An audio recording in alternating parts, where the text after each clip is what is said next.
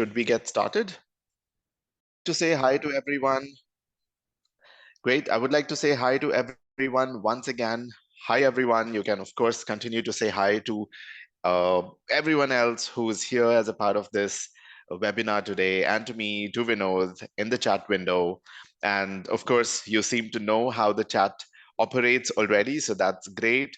Make sure that you continue to use the chat window. Today, I do not really have any questions for you on menti.com. We are not going to use Menti. We will primarily have everything that you need on the on this presentation itself, and we will use the chat window to communicate with each other, right? So that's how we will operate. And of course, if you have any questions for me, you please put them in the question and answer tab, question and answer button, so that they do not get lost in the barrage of all the chats which are going to come through in the chat window. Right, and of course, use the emoticons that you see in the chat window as well to engage with others and me, and that's how we will operate. So, well, I would like to welcome you again to this particular webinar on emotional intelligence, right? And the primary agenda, the primary message that we are trying to address through this is, of course, how you hack your emotions and how it is absolutely important for you to really learn the skill if you don't already have it to a certain degree, why it is important for you to learn the skill now and start working on it from right now, right? So of course, we're going to go through different concepts, right? We will understand what emotional intelligence means and what emotions mean itself, how emotional intelligence is beneficial, what are the advantages, what could be the disadvantages in case we're not able to demonstrate emotional intelligence. Right, we are going to take a look at some of the factors which are important important to emotional intelligence when it comes to displaying emotional intelligence, and the techniques to enhance your emotional intelligence. And that's all this webinar is going to be about. Right, I would ask questions in between, so do use the chat window to respond to those questions. But let's get started with a couple of scenarios to relate to first.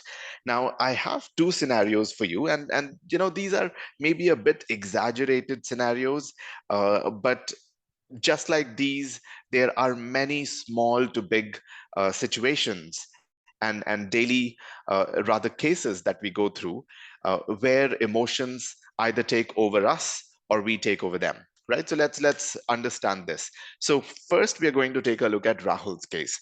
Now, Rahul, imagine he joined a new organization. It's been 9 months, and somehow Rahul feels that Rahul's manager, whose name is Julie, uh, micromanages, right? So Rahul is not really happy about micromanagement because he comes from somewhere where he had a free hand and he could do things on his own. He had that freedom. But now Julie is a micromanager for Rahul, and he's not really happy about it. So he feels pressured. He feels that he's not really valued in the team, and he has started to doubt his own potential. Of course, that can happen over a period of time. He did try to talk to Julie about it a couple of times, right, where he got a little emotional and how he's feeling, but things did not change much because from Julie's perspective, things were all fine, right? So one fine day, after receiving feedback from Julie on a particular project that he just delivered on, he really felt that anger inside him bursting out. And because of that, he decided that, okay, he's just going to resign, right? And he did not even have an offer in his hand, right? He sent his resignation. Now, of course, when you look at this situation, Rahul is going through something tough, correct? And that does bring out emotions in anyone. But if you look at how these emotions led to certain consequences in this case, Rahul resigned, right? He did not have an offer in his hand. Now, next day, when he calms a little down, and Julie talks to him about why he resigned. And of course, now Julie's role is to keep him in the organization, right? Retain him because he is a good source, a good resource. So next day he would talk to Julie, and mostly because now he has calmed down from yesterday's situation a little bit, he would take his resignation back, most probably because he does not have any offer in his hand, right? So how does that position Rahul in the organization is something that we need to think about. Now, Julie definitely does not have a lot of confidence on Rahul that, okay, this guy is not reliable in the long run. He might resign again. And mostly she will talk to her boss and her super boss, right? And Rahul's reputation has kind of gone down the drain. And people might think, okay, not a very mature person, right? So that will hamper his growth and career in the organization. Similarly, let's take a look at Neha's case. So Neha again is a dedicated, employee. She loves to work on the projects that she's working on. Now, she recently worked on a project with Ali, and she was the prime reason behind how the project moved quickly and it was successful. Now, in one of the meetings where Ali was presenting, because Ali is, let's say, Neha's senior, he was the one presenting a project report and got appreciated by the client, the stakeholder, right?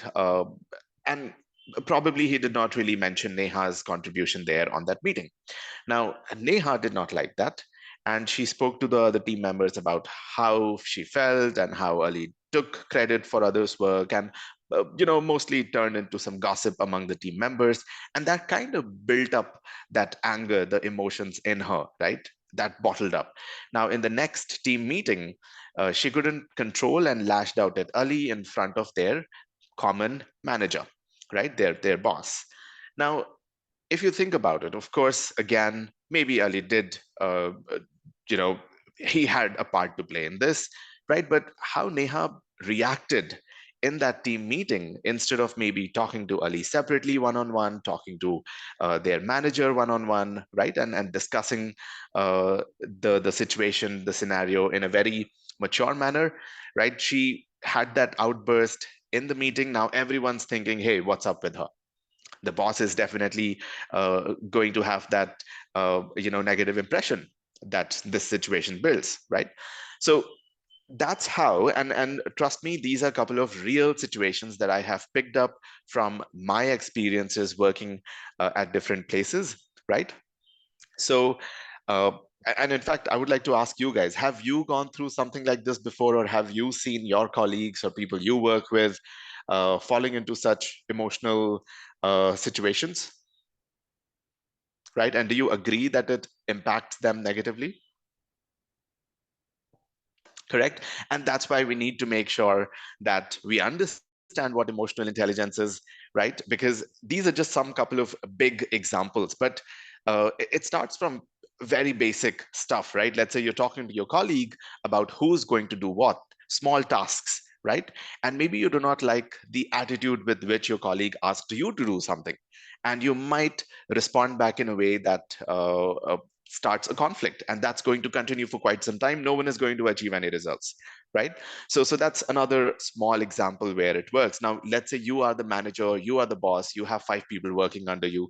If you do not really understand how they're feeling in a particular situation, how they maybe are a little frustrated about how things are, and you don't really work with them on that and address that, they might not like how the environment is, and you will lose them. Even if they are good at what they do, you will lose that good resource that you're working with, right? So it varies. Emotional intelligence is required everywhere, right? Great. So this is what can go wrong. Now let's quickly jump forward and understand what emotional intelligence is. We're going to break it down to smaller fragments, right? First of all, let's understand what an emotion is, right? And whether an emotion is a good or a bad thing. So emotions are the feelings of, uh, you know, how you feel about a particular situation, whether you feel pleasant, about a situation or you feel unpleasant about a situation, right? So emotion is primarily that basic construct, whether you are feeling good about something or you're feeling not so good about a particular situation, right? From there, it turns into different feelings. It could be you're feeling angry. It could be you're super happy. It could be that you're depressed. It could be you're sad, right? It could be you're excited. So then it goes to different feelings, a range of feelings that all of us as humans have a tendency to feel and demonstrate, correct? So that's what an emotion is. Emotion itself is not good or bad, but what we do as a consequence of that emotion, how we either respond or react because of that emotion, that's what turns the consequence into a good or a bad consequence, right? It can lead to something which um, makes you feel regret later, or it can lead to something which you feel really, really good about. Yeah, do you all agree with this so far?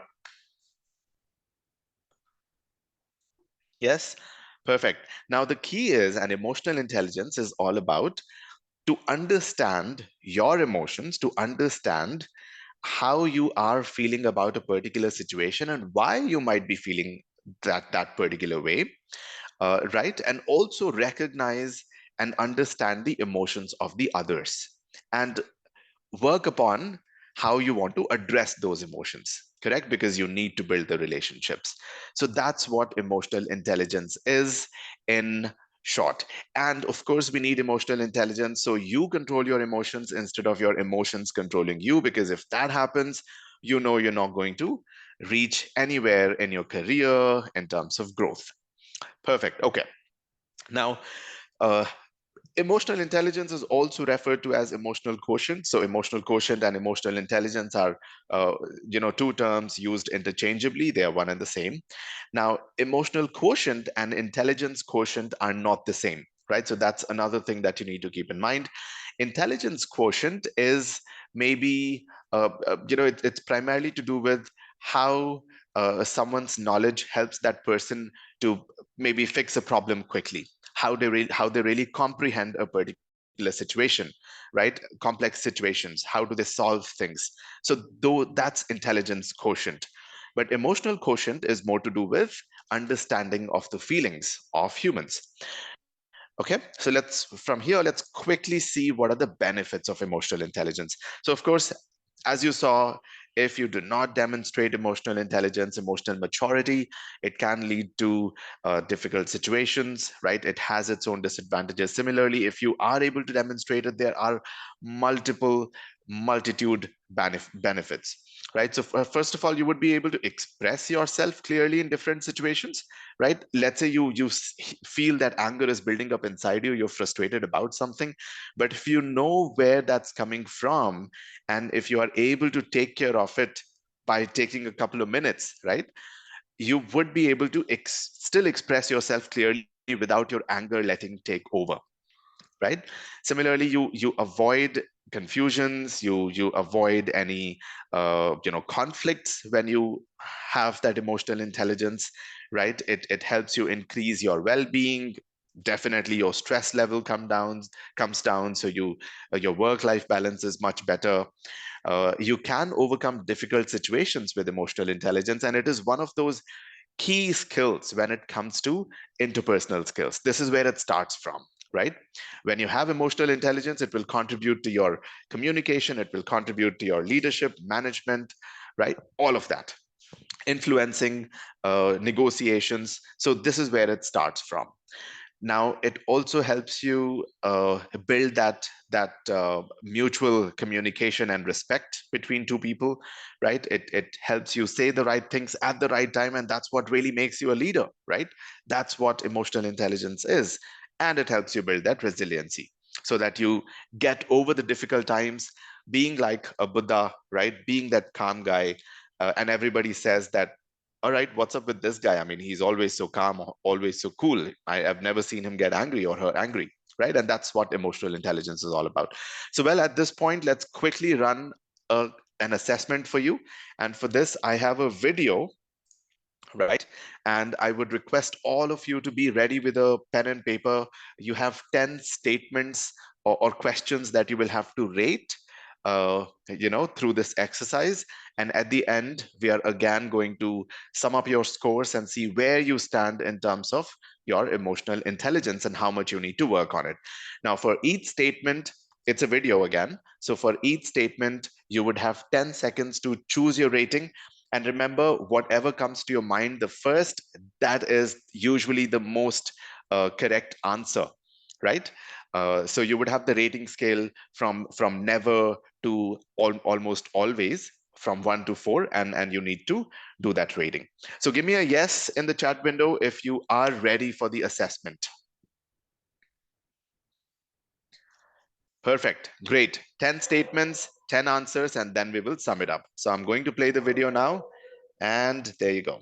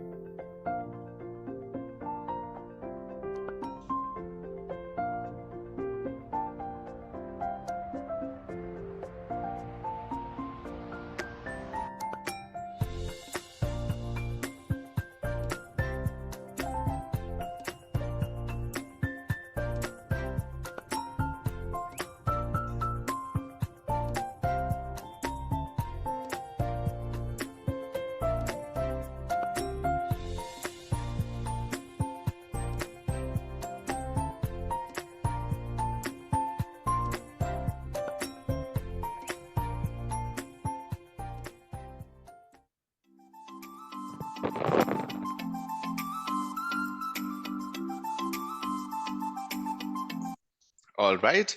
So now we're going to comprehend what your assessment means. Please add up your scores and let's see which bracket you find yourself in. Srinivasan, 50 absolute score. I am not going to take that because, it's not a very easy thing to be able to demonstrate emotional intelligence or strength in all the situations. Yeah. But I see a lot of good scores. High, good to high. All right. Which is pretty good, which is pretty good.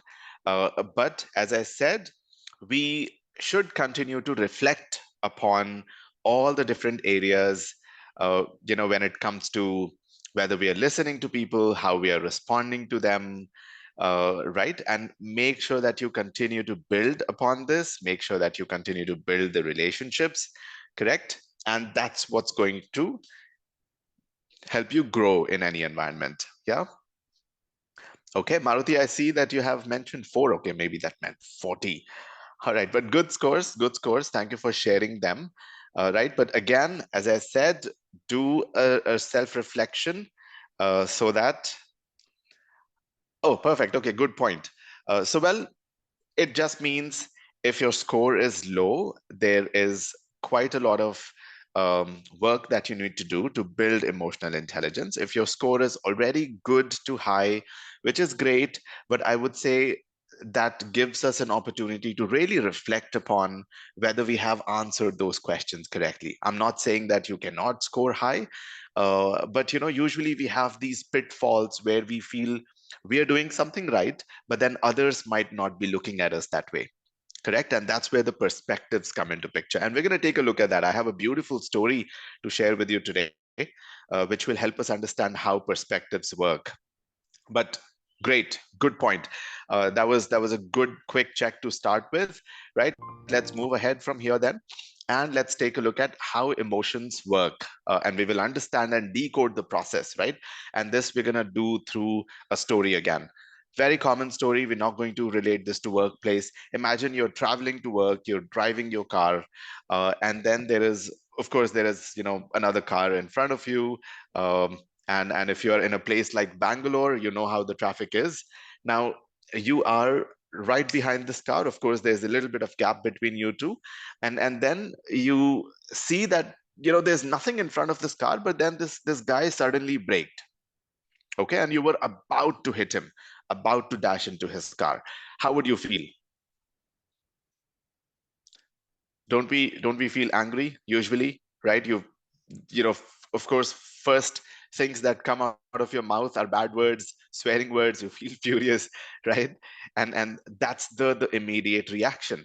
But now imagine, because this guy, he got out of his car, so you're like, hey, what's happening, right? You are also angry in this moment, so you also step out of the car, and you see this guy is walking towards the front of his car. Yeah.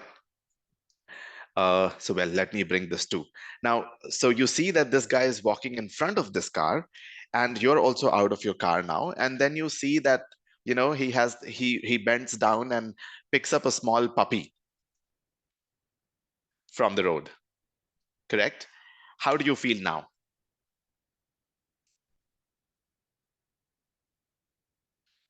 Regret? Correct? Silly? Yeah. So what happened here is you did not have complete visibility to all the facts. Correct? We picked those selective points, facts, and based on that, we very quickly jumped to, without asking any questions why something happened, we jumped to action, right? It created a certain reaction from our end. We judged very quickly, as very rightly said by Udit. So that's how, sometimes from a small event, we take very short time to reach to our reaction. And we behave like rabbits, and that's what we need to change, right? When it comes to uh, reacting in particular situations, or rather behaving in a particular situation where you feel emotions are running high, it's always good to be a turtle. Okay, somehow the animation is not playing. So yeah, remember that you need to be a turtle. And in fact, this word react that you see, that should be a response, right? That's the whole thing. Have patience. Instead of swearing at the other person, think about, hey, why would he do that? What's going on, right? So don't be very quick to judge someone else. Try to gather the facts that you might not have visibility to, and that will help you control your emotions and not react. Yeah. Okay, what if it's a doll puppy? All right. Okay, good point. But do we understand how a small event can lead to a quick reaction from your end, right? From our end, it's a human tendency, and then we feel that, okay, I was not supposed to say this or do that because I did not look at the whole thing. Yeah, then you regret. So that's how these emotional reactions usually work, and that's when these emotions take over us, and that's what we need to fix. Now, how are we going to really slow this process down, not be a rabbit, be a turtle? How are you going to be able to do that?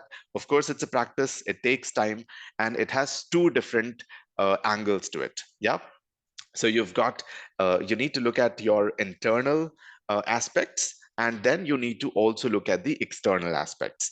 So when it comes to internal aspects, um, okay, I'm just getting distracted because of this response in the chat window. My reaction would keep changing based on my mood. Absolutely. Perfect point, right? A lot of times when something else has already put you in bad mood, your reaction might be very different. If you're in a good mood, your reaction might be very different. Now, That's the point about emotional intelligence, right?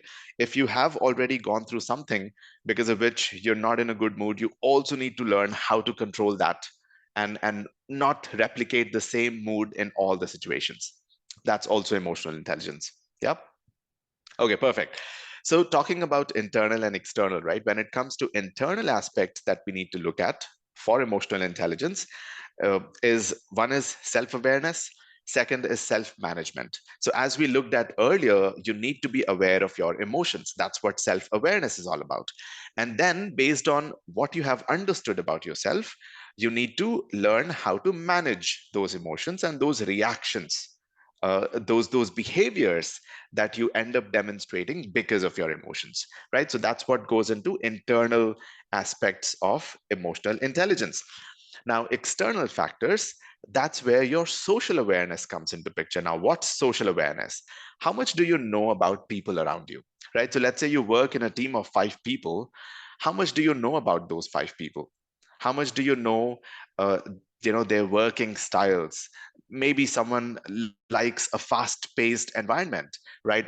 On the other hand, someone else in your team could be a bit laid back, right? And does not take proactive steps. Some people are extroverted, some people are introverted. So you need to understand these behaviors, and as Khushbu very rightly mentioned, observe them, right? So that's what social awareness is all about. And accordingly, you need to work with different people because, so there is this, in fact, I was just listening to a video today itself, and there are two things, right? There is this golden rule which says treat others how you want to be treated. Correct? Do you agree with that? Treat others how you want to be treated? Yeah? Okay, so that's a golden rule, right? We all agree with that. But what if, and again, going back to this social awareness bit, what if the other person's style, work style, their preferences is different, right? So let me give you another statement and tell me how much you agree with that. Treat others how they want to be treated. How does that sound? Very good point, Angela. We must remember that our perception does not necessarily mean it's someone else's reality. Correct? So remember this, that's what social awareness is all about. Treat others how they want to be treated, because maybe what you are looking at, they are not looking at the same thing. And again, I have this amazing story for you to take a look at. So the other factor that goes into external um, bit of emotional intelligence is relationship development. So after you understand people around you, how do you build that relationship with them? Correct. And again, another great point in the chat window, every person comes with their own baggage, and you need to know that to be able to really work with them. Maybe you don't need to know the details, but then at least their style, their preference. Okay. Oh, so this was the slide that I was talking about earlier. So, well, when you understand the internal aspects and external aspects of the entire, how an event plays and how we judge, how reactions work, right? How we really work with others and understand them, that's when you will learn how to intercept your emotions and feelings when they are at that stage, that your emotions are turning into feelings. That is where you need to intercept them and ask yourself, hey, am I feeling right? I mean, why am I feeling angry? Do I really need to feel angry? Correct? Or why am I feeling disappointed? Do I really need to feel disappointed? Nothing has really gone wrong if I look at it, right? So that's where you need to start asking yourself questions, and then you would be able to change your reaction to response. Okay, so let's continue learning this. Beautiful points coming up next. Self-awareness, that's what we're going to pick up the first. So there are 3 key points that I would talk about, which will help you be aware of your own emotions and learn them better. First thing is, in any kind of situation, and I have practiced this in my life, uh, and I have seen a lot of improvement in how I behave. And I'll give you my own story, right? So at the beginning, when I joined the organizations, correct? So I was pretty, you can say pretty energetic. I still am energetic, but then back then I was like a rebel, right? If someone said something which was against my ideas, I had to kind of win. Yeah, I'll give you an example. Let's say two of you, your colleague and you, and you kind of don't work well with this colleague a lot. You don't align together really well. You guys are thinking about a new project and what the name of the project should be. You have a name and that person has a name, correct? Now, you feel that your name is better and that person feels his or her given name is better for the project. So there is this ego thing that comes into picture, especially because you don't like this colleague, and you go all out to make sure that your name is the one that's taken for the project, right? Because you feel that's the correct one, and it is an ego trip now. So I'm giving you this example because that's how I used to be earlier. But then slowly over time, I realized that it's absolutely okay if you pick the other person's name and keep that as the name of the project, because end of the day, what matters is what you achieve out of the project. Do you meet the goals? Do you get the results? Right? So that's a quick example of how you also learn over time and build this awareness about yourself. What is it that's making you maybe feel bad in certain situations, right? Okay, so you need to slow down, step back, and make sure that you decode the impact. Think about, what if I resign now, right? Is it going to really help me? Think about, what if I write that escalation email? I'm really feeling bad about something, and there is this nasty email that I've typed, right? Before you hit send, step back, maybe take a 5 minutes break, get a coffee, listen to your favorite music, come back to the email, read, and I bet you will feel that you should not send that email. Okay, so that's how you need to slow down, step back, decode what's going to happen if you do this, if you take a particular action. That's the first thing that you do. That's where you start from.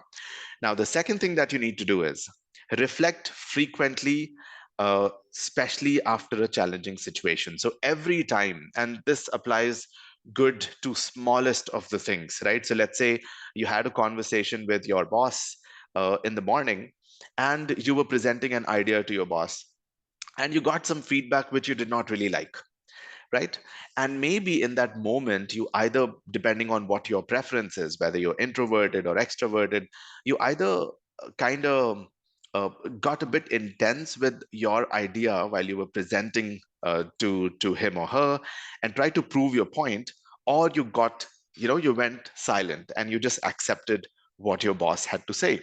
So reflect why you did what you did, correct? And think about, was that what you actually wanted to do? And would you do it differently? So when you think all of this, it in a subconscious manner prepares you for your next interaction, right? So when you're thinking that, hey, I went quiet, I shouldn't have, because I had a valid point. So maybe I should have taken a step back, paused for a moment, and spoken about it, right? Tried to explain where I'm coming from. And that might change your boss's mind.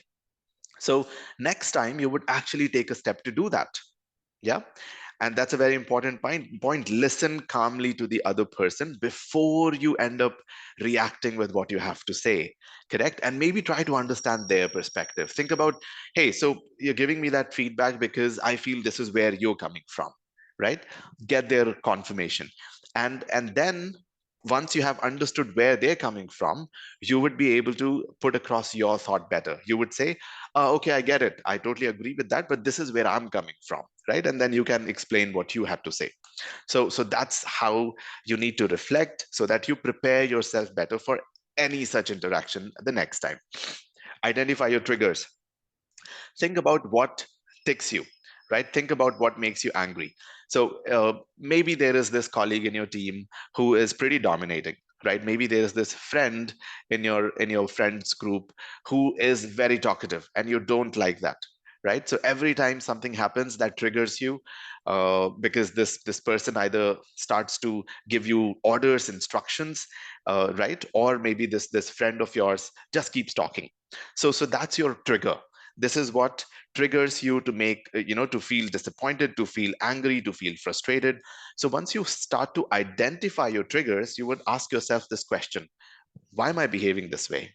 Why am I really feeling frustrated? Right? I mean, that's how this other person is. I mean, what can I do about it? I can't change them. So why don't I work upon keeping myself calm? Correct? So when you identify your triggers, you would be aware of them. And the next time something is triggering you, you would know that it's your trigger, and you don't really have to, you would be able to curb your emotion turning into a particular reaction.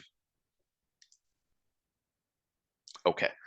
Great. Well, good question, Yatendra. Let's put that in the question box. We can definitely uh, take that question later.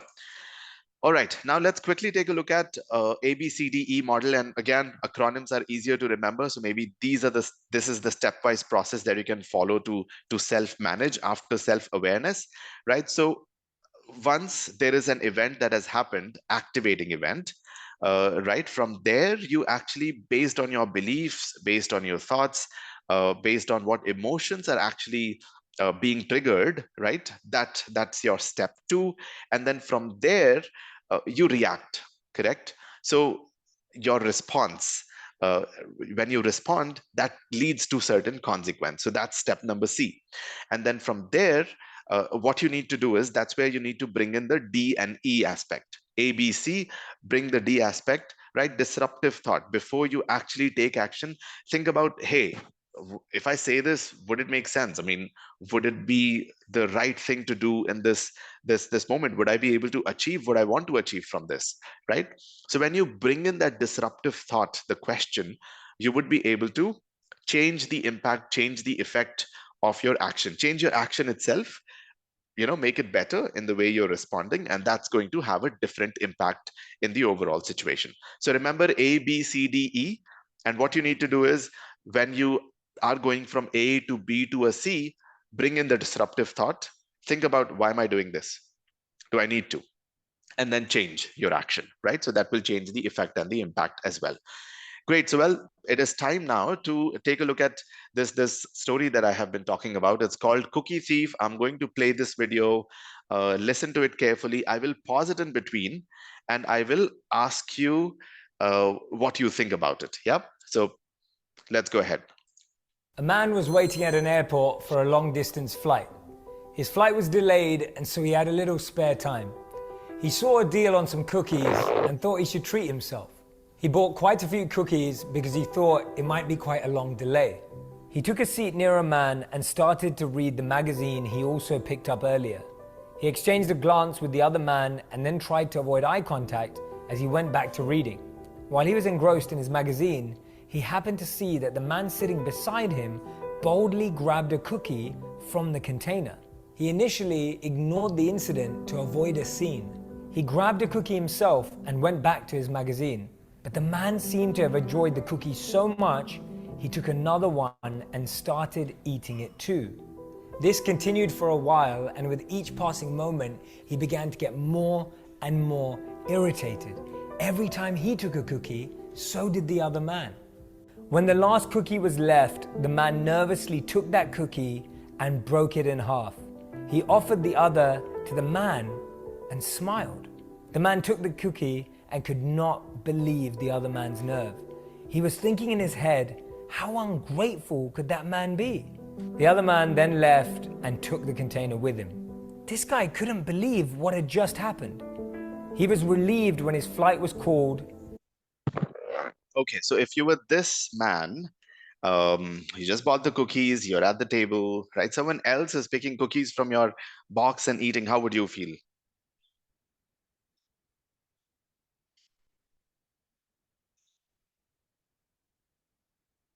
Weird, right? Hey, what's happening? Angry, irritated. You'd be like, what nonsense, how rude this other person can be. Someone said, good, that's amazing. Why not? You'd be like, hey, why not? Let's share, let's talk. Yeah, I don't mind. That's great, perfect. But when you see it, mostly we think, what is wrong with this other person? But then let's continue to watch and understand what happened here. He gathered his belongings. As he lifted his bag, he saw that there was a full container of cookies right there. He was totally shocked, totally surprised. It caught him off guard. He thought to himself, if my cookies are here, then wait, those cookies were his.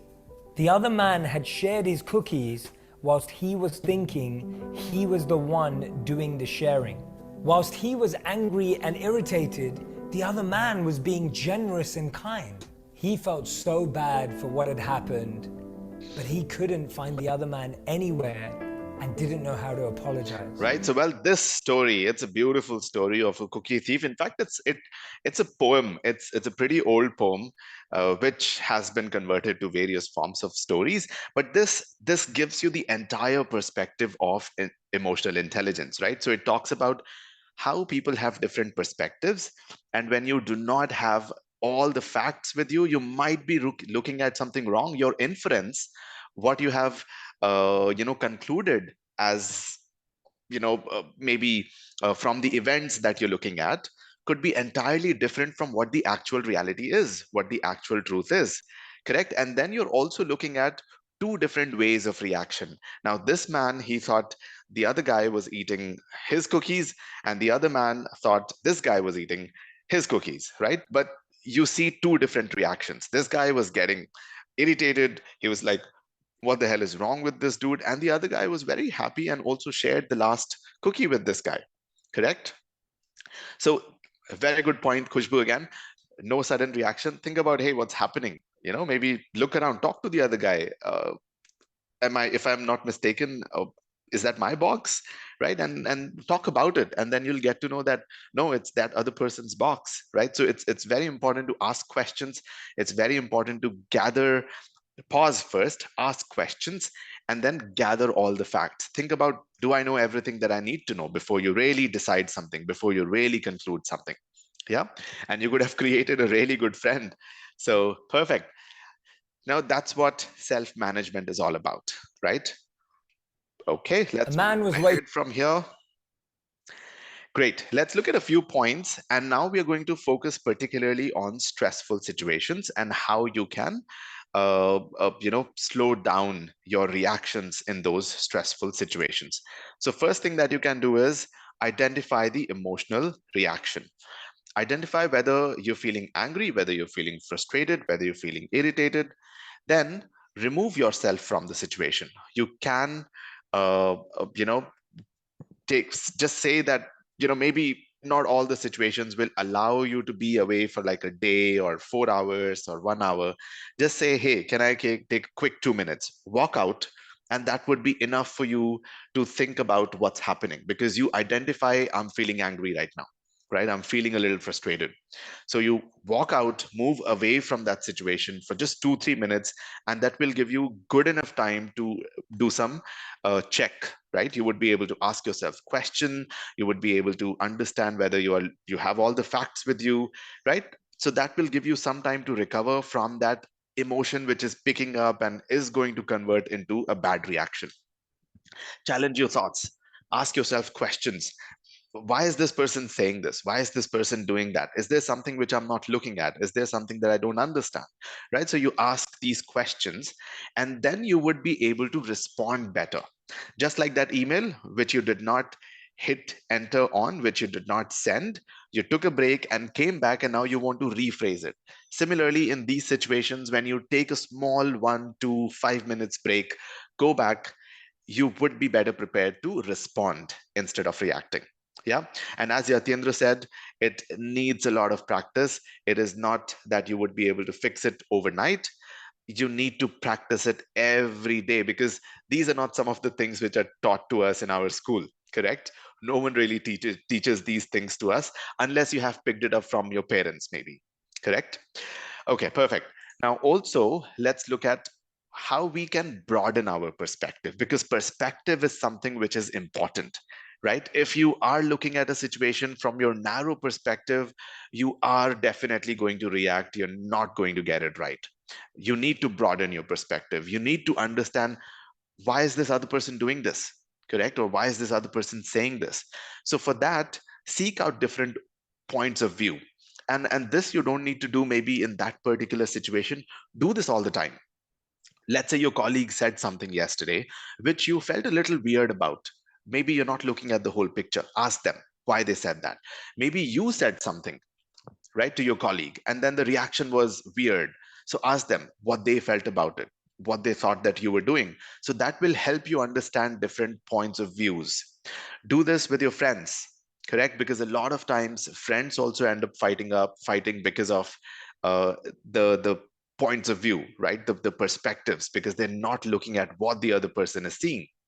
Ask more questions. Questioning is absolutely important. Ask yourself questions, ask the other person questions, and that's the only way to improve communication, understand people, understand perspectives, and get better at emotional intelligence.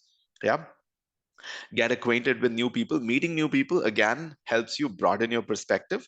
So don't shy away from talking to new people, understanding what they're saying, how they look at life, right? How they look at anything, and learn from that. Read books on variety of topics. Again, books share a lot of ideas, a lot of knowledge with you. So that also helps you broaden your perspective. Great. So that was self-management. Let's now look at the external factors. So these were the internal factors, how you can be aware of your own feelings, your emotions, and how you can manage them. Now let's look at external factors. So social awareness. Okay, Khushbu has a point. Khushbu, please put that in the question and answer box so that we can pick it up later. Social awareness. Try to pick up on social cues, right? Understand people and their styles, preferences. Try to read their body language. Usually people have these signs, right? In their tone, the tone would change, or there would something change in body language. The smile might wipe off, and that will give you an indication that, hey, something is happening. This person is not absolutely comfortable in this conversation, in this situation. The emotions is kind of changing, right?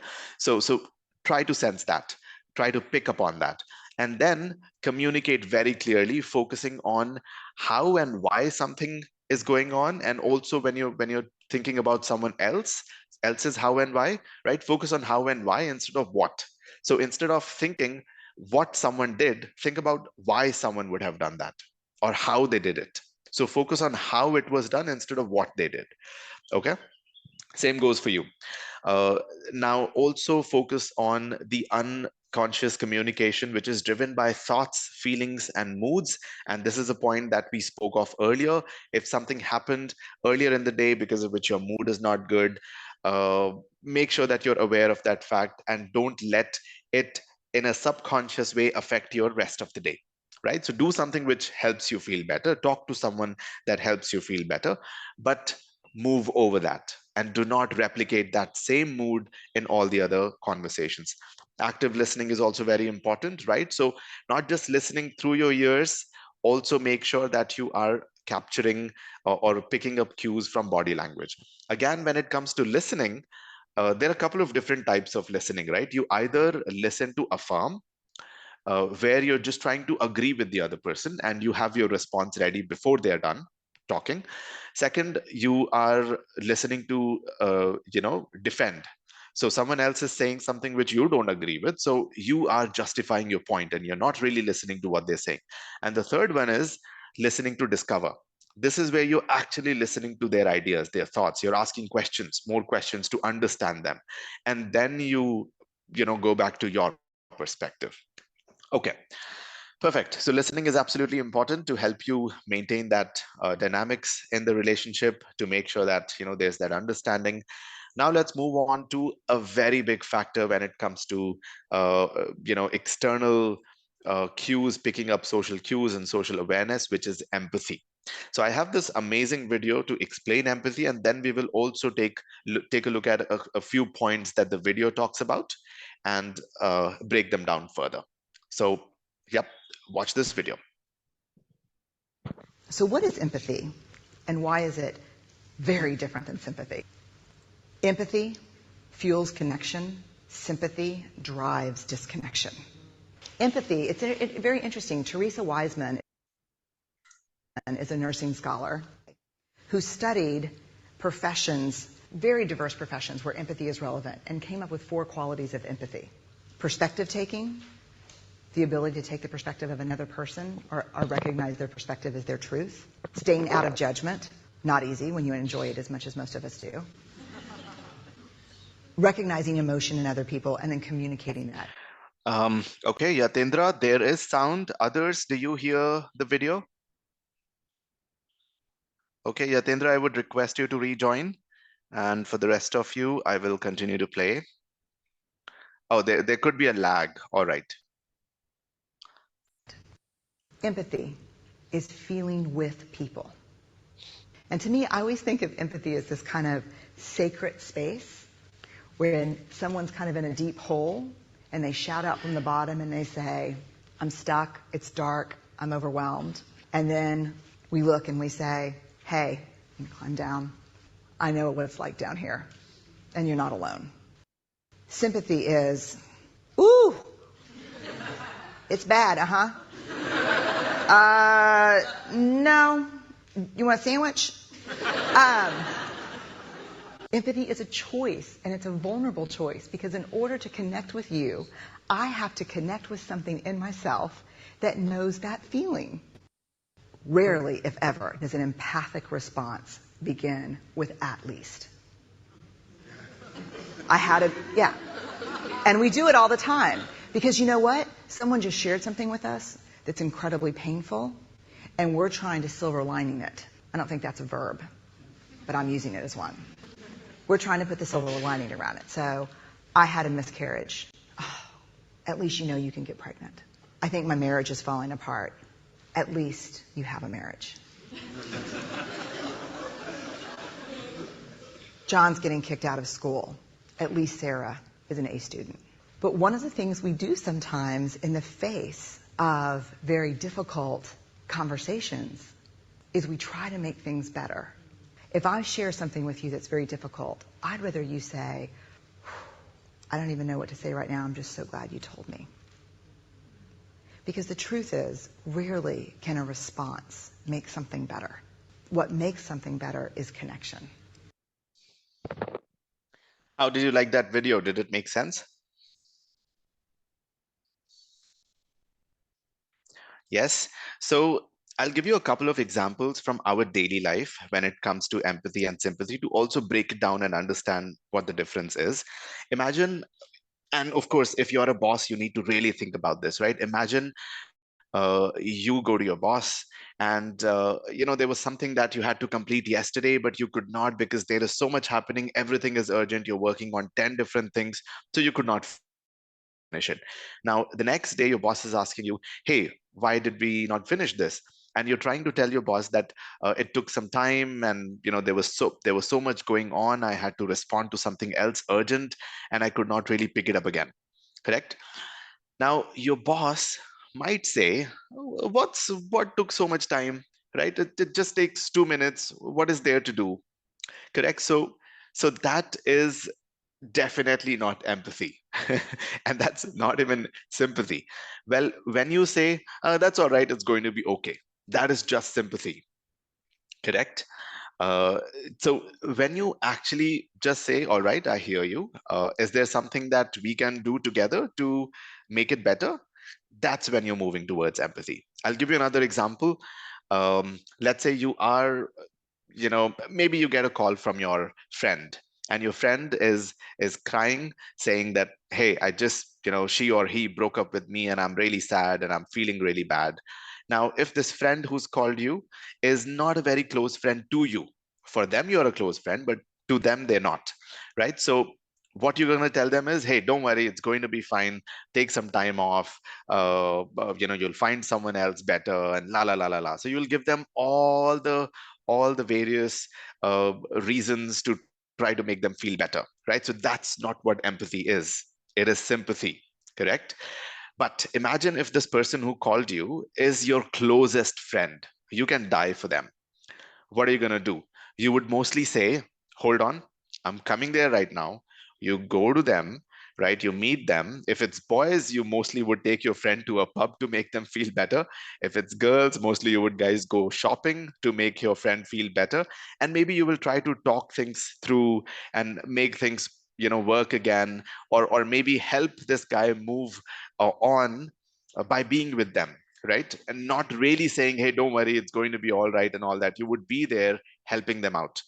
That's what empathy is. Okay. Now, of course, it ranges from just a response to doing something for the other person, but Empathy does not mean that you need to try to tell the other person that, hey, everything is all right, don't worry. That's the first thing which is against empathy. Okay. So make sure when you do not understand what someone else is going through, you don't try to absolutely agree with that. Don't try to say that, hey, I understand what you're going through. Maybe you don't. It's absolutely okay to say that. Say, I do not understand what you're going through because I've not gone through it myself, but is there something that I can do to help you? Correct? Or I'm here to listen to you. Even that's going to be much better a response than trying to tell someone what to do. Okay. Now, ask questions. If you don't understand someone's situation, ask them questions. It's absolutely okay to ask questions. Make sure that you are not, too irritating with your questions. But yeah, do try to understand their situation. That will also feel them, make them feel better. And try to imagine how you would feel and when you are in that person's shoes, and that will maybe help you gain some perspective. But again, don't try to just identify with everything that other person is saying. So that's what empathy is. Okay. It's very important to demonstrate empathy and not sympathy when you're trying to build these relationships. Now, the last bit to look at, how do you really work on relationship management? So make sure that you're not trying to do something that you're not good at, right? Play with your strengths. Of course, you are developing yourself, but if you're good at listening, focus on that. If you're good at empathizing, focus on that, right? If you're good at humor, maybe use that to build your unique connection. So play with what you are good at. Okay, don't try to be someone else. Focus on the key message and the impact, the result of what you're trying to achieve, and your intent. Instead of focusing on, what was done, again, focus on why something is going on. Correct? Ensure people feel comfortable. And this is where you need to pick up those social cues. The moment you feel someone is not feeling comfortable, you need to think about, okay, am I doing something wrong? Can we do it differently? Let me rephrase the question. So you can do all of that. Make authentic connections. Don't just try to talk nice to people, be actually interested in them. And that's going to be the biggest thing you can do to really build your emotional intelligence. Collect feedback. If you feel you said something which might have made them feel uncomfortable, ask them, hey, did I say something wrong? Did I make you feel in a particular way? And then reflect upon that. So the whole process is all about review, reflect, refine, repeat. Correct? And that's how you continue to build strong, long lasting relationships. Oh, great. I'm happy that you got your answer, Khushbu. Okay, perfect. So, well, with that, we have come to the end of the session. We have a couple of minutes. So let's quickly take a look at the questions that might be there in the chat window. Hans says how to stop immediate action in anger. So I think we did pick that up. Hans, try not to stop yourself, pause, ask yourself the questions. And to ask yourself the questions, you would need to move yourself away from that situation, and then you would be able to respond better. What is the best practice to control anger? Understand your triggers. That's where it starts from. When you know these are the triggers, the next time you feel the trigger is about to, like make you angry, you are going to move yourself from that situation. Take a pause, listen to your favorite song, talk to someone that you like to, and then go back and respond. Right? What organizations are doing or can do to improve EQ of their employees, especially of managers. Well, I do understand managers, that particular set of people, that it's not easy for them to, right? If you think about them, and I think this is something that you can do to your managers. If you understand that they are kind of sandwiched between people who are above them and people who are below them, right? It is a difficult place for them to be at too. So you as a person can try to understand what they're going through, right? Empathize and build upon it instead of just saying, hey, my manager is bad. And usually, of course, organizations do have these trainings, these sessions. They have managerial programs, and emotional intelligence becomes a key part of all those managerial programs. But at the end of the day, I would have to tell you this, it becomes an individual's journey, right? So all the trainings can be given to you, but if you don't want to pick up on something, you won't. Correct? So that's the answer to this question, Yatendra. I hope that works. Okay, how to stop arguing on a point when you know the other person is wrong and you also feel there is no point in arguing. So it's as simple as this. let's talk about road rage. You're driving and you see this other person who's just driving very rash, correct? And they are not following the rules. Would it help if you block their way, get down your vehicle, and try to teach them a lesson and put some sense in their mind? Do you think they're really going to learn that? No, right? They've not learned anything over 5, 10 years. So why waste your time and your day? They will learn with their journey when they have to. Of course, if something has gone wrong and it's definitely illegal, that's where you have other routes to take. But then there's no point really trying to prove your point if the other person is not ready to listen and they're not open enough to take a look at it. So I would say stop the argument, move away, and that's pretty much it. How to ignore that bothers us in okay? How to ignore that bothers us is in real time. Well, this is something that you would have to develop over time. The more you think about it, right, the more you feel that, hey, I did not win in that situation. So why it's bothering you is something that you need to understand.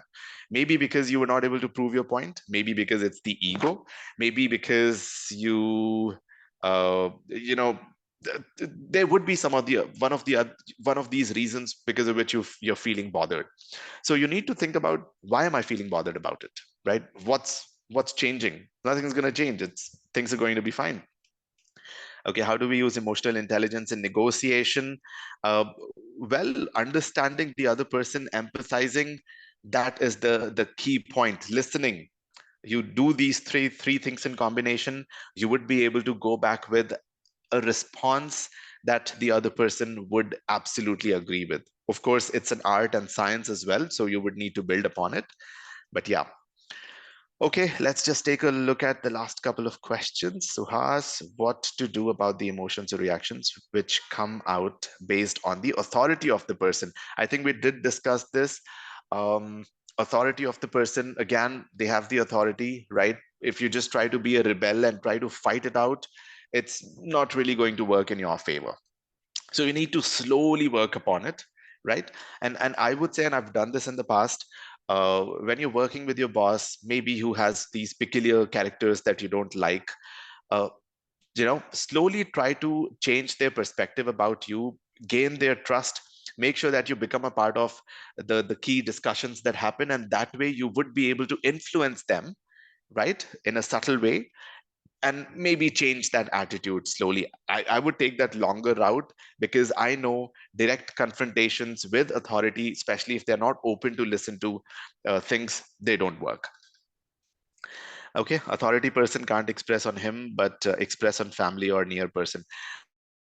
That is correct. I mean, yes, Suhas, pretty tricky situation, I would say. But again, slow, subtle way is the way to do it. It's just like how you train a dog, right? Uh, you can't just beat your dog and they're just going to learn in a day. It takes time. That's what I would say to this. Okay, how not to react but respond. I think we covered that. Just last question that we're taking. What if own family member is not understanding? We cannot ignore also. What to do in that situation? Um, well, talking it out, communicating, having multiple discussions, that's the only way you can deal with your family members. And I think that's where most of us would agree with this fact that sometimes it's easier to communicate with your colleagues, your people you work with, as compared to your family. It's not very easy because there are things that you take for granted. There are those additional intense emotions that go into it, right? So it takes time. Communication is the key, understanding is the key, and that's what you can do. All right, well, that was it. Thank you so much. I hope you enjoyed the session. See you sometime soon again, and have a great rest of the week. Take care. Bye bye.